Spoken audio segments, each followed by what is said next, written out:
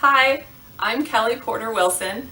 Thank you for joining me, albeit virtually, from my basement studio.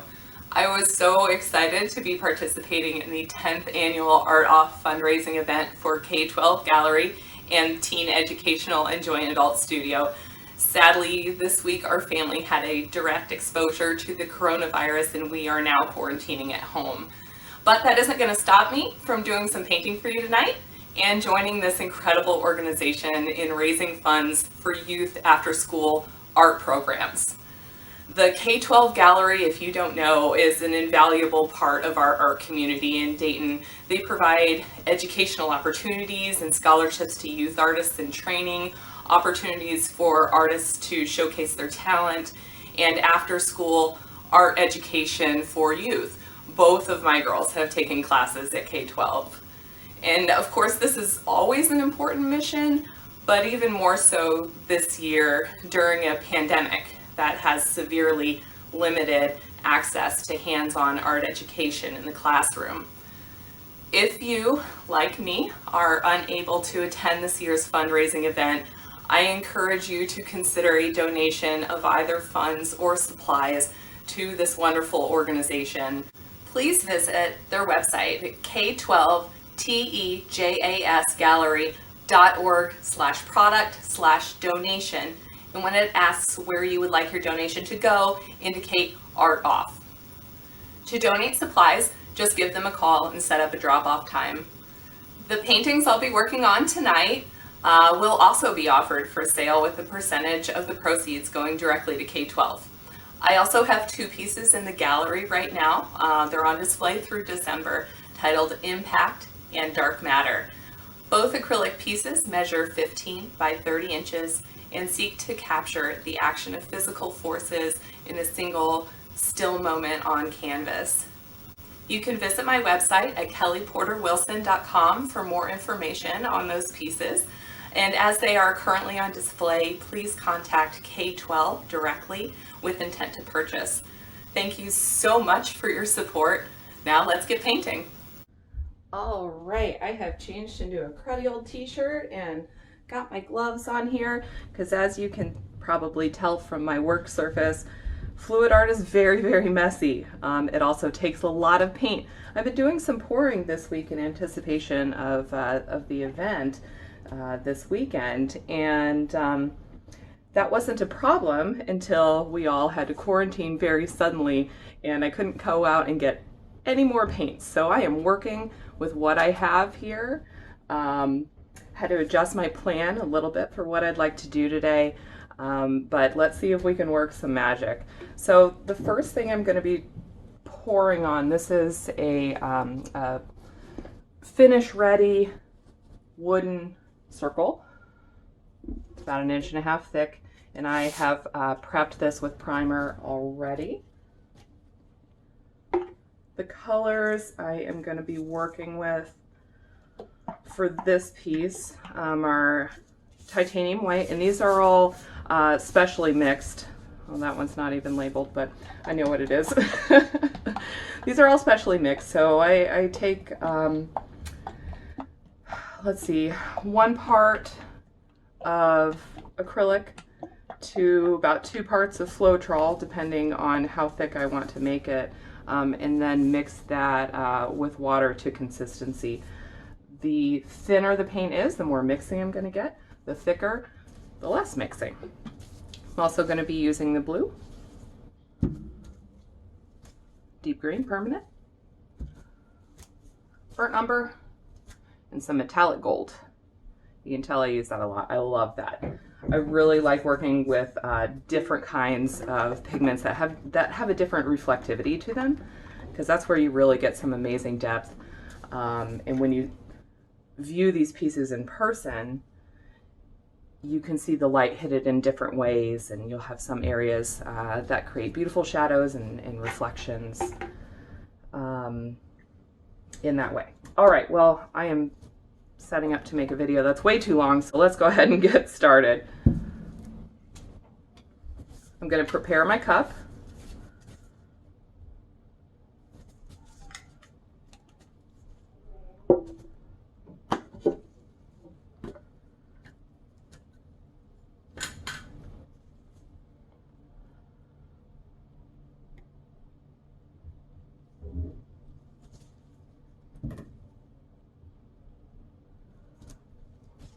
So something that I'm always keeping in mind as I'm preparing my cup and really composing my piece is that these different pigments have different weights depending on the minerals that are used to create it. So titanium white here is my heaviest that I'm working with. So I know it's going to tend to sink. That creates some really gorgeous layers. Let's see, where do I want to go next? I'm going to go here. And beautiful shadows and patterns as the pigments interact with each other. Now I don't want to mix these. There's going to be some mixing that happens on its own, but I am going to, oh, I don't want to do that. Get a little streak on the side. Let them just interact organically. That's something that I really, really love about fluid art is this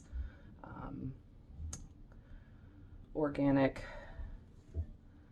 nature to it. My background is in portraiture. It's kind of where I got started, and illustration and medium where, ooh, I almost didn't get that open, where I have to be, where I'm very detail oriented. Things have to be just so. And I came across pour painting in a time that I really, really, really needed it. I wasn't able to put the pencil to paper at the time, and I needed another outlet. I needed something that was more free, and this style of painting really provided that for me, and I'm very thankful for that. I'm not going to fill this up all the way, but I really, really want a lot of blue. A heavy blue base here. But I do need a lot of paint to cover this area and also in order to compose this image properly. Fluid art takes a lot of paint. It just does. That's the nature of the beast. So it's pretty expensive to get going if you're just learning. But up until the pandemic hit, I was offering classes in this, which is super great because you get to use all my materials and just pay a flat fee and everything's mixed for you, and you don't have to waste all of that money, and you get to give it a try and figure out what works and what doesn't work. So I will absolutely keep you posted in terms of when I am able to start that back up. But right now it's just not safe. We'll keep everybody safe. Okay, I think, oh man, I think that's gonna be pretty good. Just a little bit more green, I think. Not much. Okay, now I'm going to go ahead and add some silicone to this mixture. I just decided that ideally I would have put this in the middle, but that's okay. So what the silicone does, you know, acrylic is a water-based paint, so when you add any type of oil into it, it's going to push the pigments, anything that's water-based, away from it. That creates some really gorgeous effects.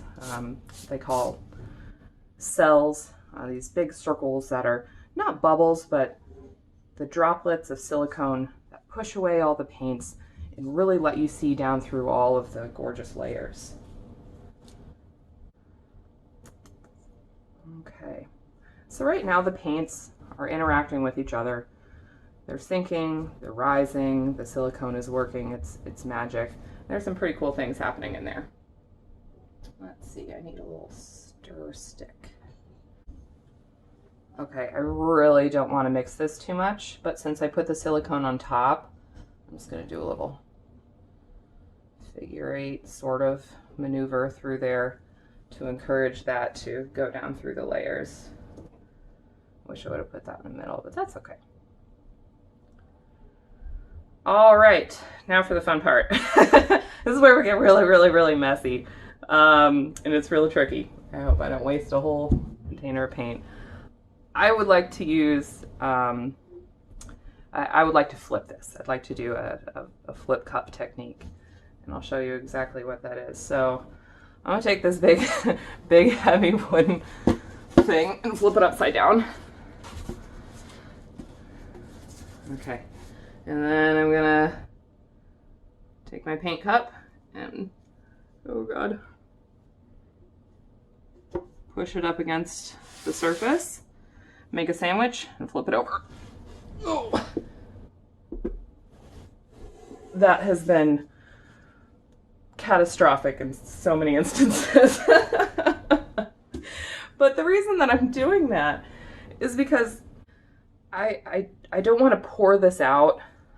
I want the layers to stay in place and that sinking and rising action to happen between the different pigments.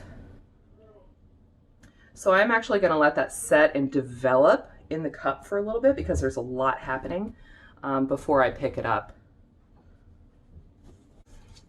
So this surface is dry, and if I were to just pick this up right now, I would get a lot of stick in the paint. It wouldn't move around freely, which, depending on how you're composing your image, might be exactly what you're looking for. However, I would like this to move around a bunch.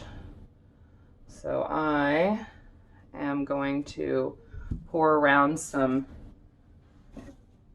white that has been thinly mixed and just kind of encourage that to cover the board here all the way up to the edges. Ooh, I got some coming out already. Ooh, I like that. That's pretty.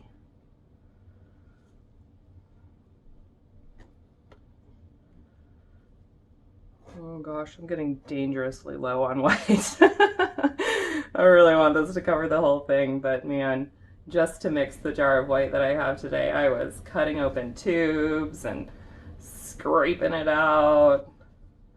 That is the last of it. All right, let's see what we can do.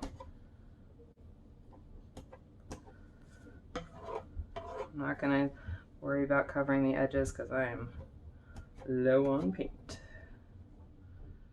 I can finish the edges later. Usually I like to cover the edges on this kind of a piece though, because it allows the pigments to flow over the edge. It doesn't stick there. But man, I'm low. So we're gonna make do with what we have because I need a little bit of white for the next piece. I can't use it all. Okay, a lot here. So what I'm doing is just encouraging the paint to move across the entire surface. I'm not scraping here. I'm not putting any pressure at all. I'm just dragging this spatula or putty knife across the surface. I don't want any dry spots because if I have a dry spot, the paint is going to stick right there and it's not going to move around it freely like I want it to in this particular piece. Okay. Oh, come on. I gotta have enough. I don't want any mounds, any little mounds or dry spots or bubbles really affect how the paint moves. And you can use that to your advantage. I plan on doing that in the next piece. But this one I want it to really move freely. You'll see what I mean. Okay. Got a little bubble here that I don't want. Let's keep toothpicks on me for this reason. And they're also handy for picking out little globs of paint if I happen to get those. Which I might get because I'm using the end of the tubes here of my paint. Okay. All right, let's pick it up.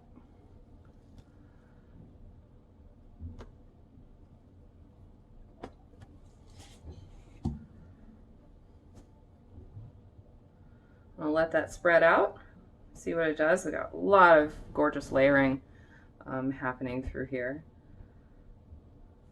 Some real pretty silicone cells coming out. It almost looks like jewels. I'll let that spread out on its own for just a second before I attempt to stretch and compose this piece.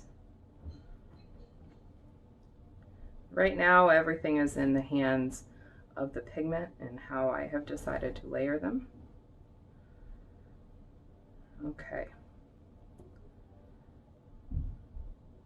Now it's my turn, and I get to decide how this is going to go. I'm going to very gently tilt this.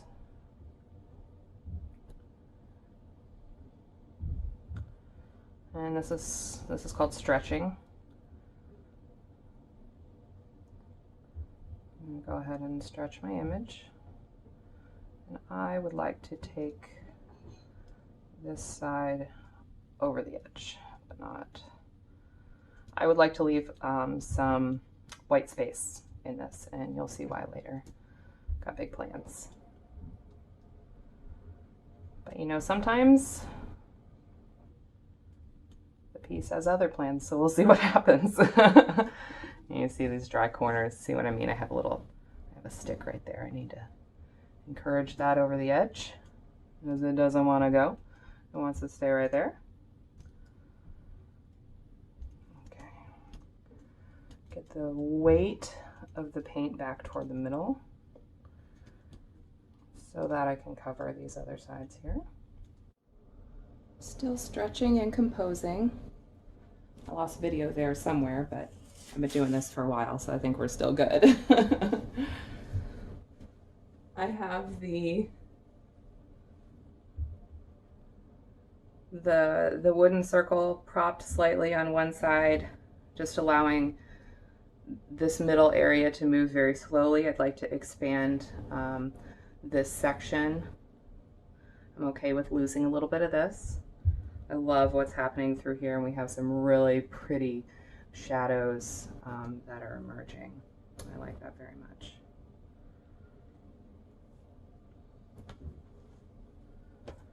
Don't usually do this while the canvas is still stretching, but this is where I had my cup to begin with. So this is a dry area, and I'm getting a little stick there, and I'd really like that to move.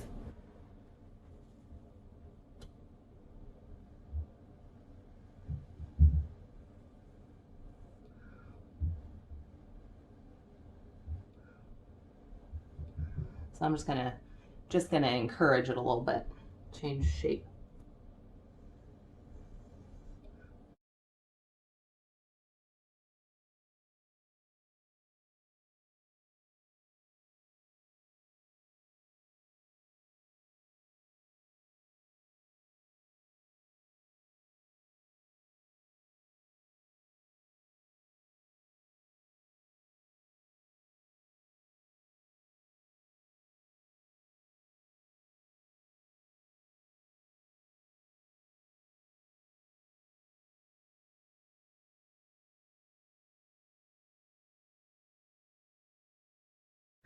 All right, so now I'm going to compose this area.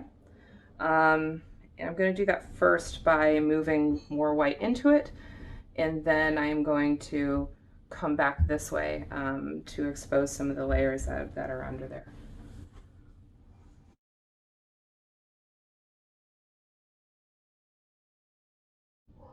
All right, sorry about that hard cut there, but I apparently ran out of storage space, so I had to go ahead and clear out some space. But anyway, this is where we've ended on this piece. I am very, very happy with it.